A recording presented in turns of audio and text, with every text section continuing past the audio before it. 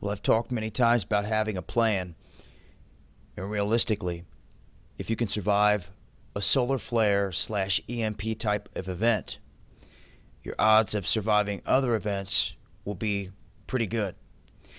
Aside from a direct impact from a meteor strike or something like that. But you're talking about floods and things of that nature.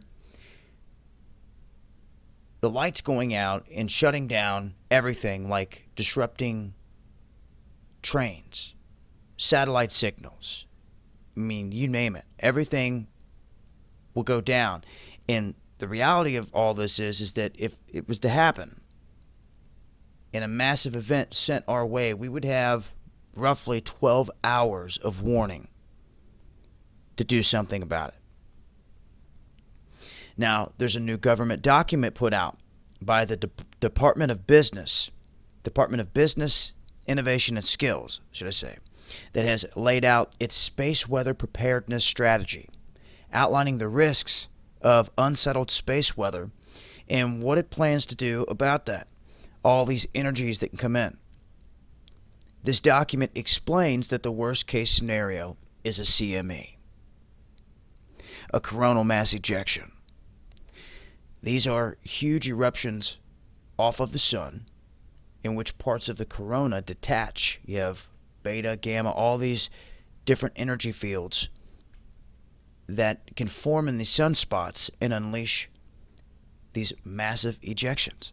You also have filaments that will stretch out across the sun that can also burst and erupt and fall back down, causing other explosions. And all of that is being ejected out into space. Now, for the most part, a lot of these shots with these sunspots, as of late, have missed Earth, or they give us just a glancing blow. But there have been some decent ones popped off here in the past year or so. And when you want to start getting up into the X-class flares, and they start coming back to back to back, and they start facing Earth, that's when you really want to start paying attention. But the reality of it is, anything can happen off the sun at any given time. There's so many more properties to the sun, I believe, than what they ever even talk about with electromagnetism and everything else that has to do with the universe. But as far as preparing for a solar storm, you can expect only a 12-hour warning here. And you're not going to have time to run out unless you want to fight everybody in line at the stores to try to do this or that to try to prepare. I've talked about it before. Galvanized garbage can, ammo tins, things that you can make, Faraday cage, look it up. You want to put some electronics in a laptop, things of that nature, tucked away in this underground in a spot where it's not affected by an electromagnetic pulse that's going to fry all the chips and receptors and things of that nature.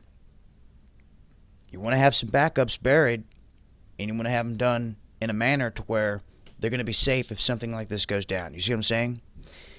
And granted, even if you have these, you're going to have to think of ways to have a power supply that is also protected, that will be able to run. People have generators that run on gas, but the pumps are not going to work at the gas stations at this point.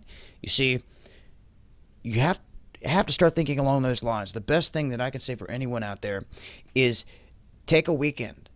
Get with your buddies. Get with your family. Get a good, comfortable weekend. And get out and just act like it happened.